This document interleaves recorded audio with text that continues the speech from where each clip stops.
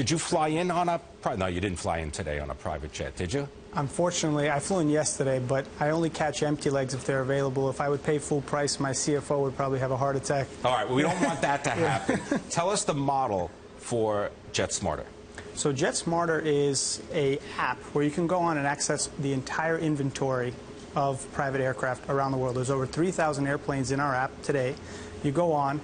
It's literally as easy as putting in your itinerary. You pick the exact aircraft that you want. You see real photographs. You see all amenities, insurance information, safety history. You press book, put in your credit card. It's all cashless, paperless.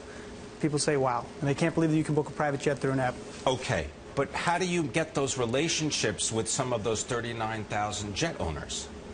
So we have over 3,000, not 39, 3,000 right. airplanes in our app today that are controlled by vendors. Vendors are like certified air carriers.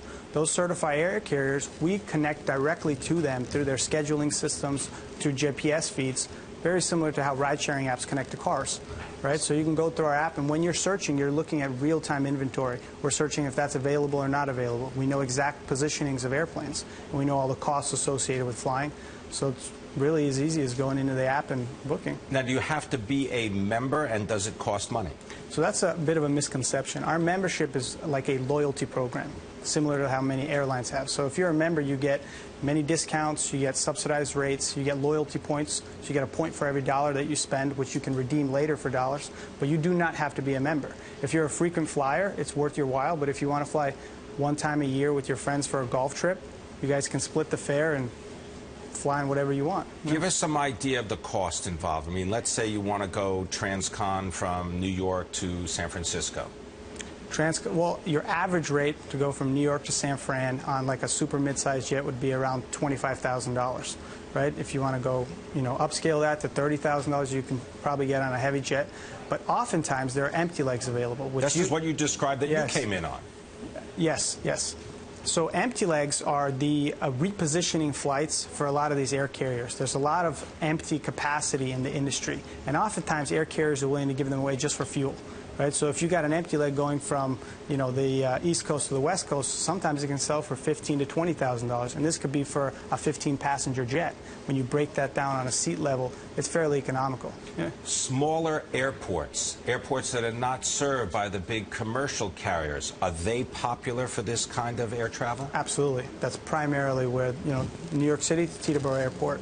You go to L.A., it's Van Nuys Airport. Private airports and the airport experience ain't there anymore. That's what we are trying to do. We're not trying to just serve the 1%, although the wealthiest population of the world, they really benefit from our technology because you don't have to go through that archaic process before going on the phones, waiting hours, using paperwork to book an airplane. You can go through our app and book. But with all these empty legs coming available, we want the mass public for it to be accessible to them as well. Yeah. Equipment. Describe some of the equipment that you've got available. Anything from a King Air, as you were describing before, right. all the way up to a Airbus corporate jet.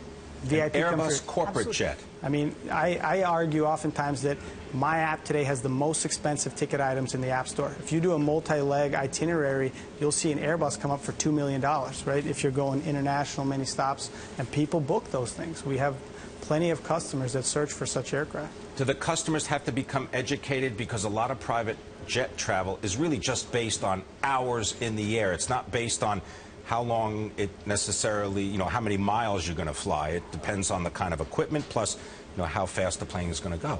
Yeah, so a lot of the cost breakdown is based on hours, right? So where the industry is headed and what we are trying to do is people only pay for the time that they're in the air, where you're going to have true one-way pricing.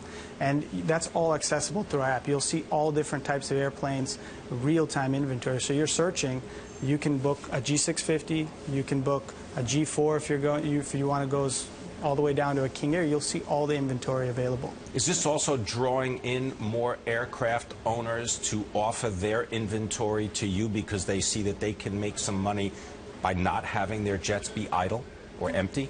For sure. So traditionally, a lot of aircraft owners, offset a lot of their costs by giving their airplanes to these carriers, and these carriers then use our platform to help put hours on their planes.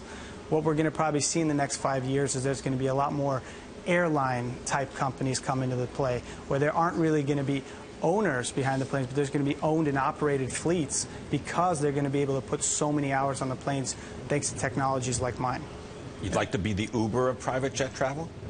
I'd like to think of us as the Uber of private jet. It would be an honor for us to be called that, and that's what we esteem to be. We want it accessible to everybody, and really the technology does that. It allows people to book right from an app.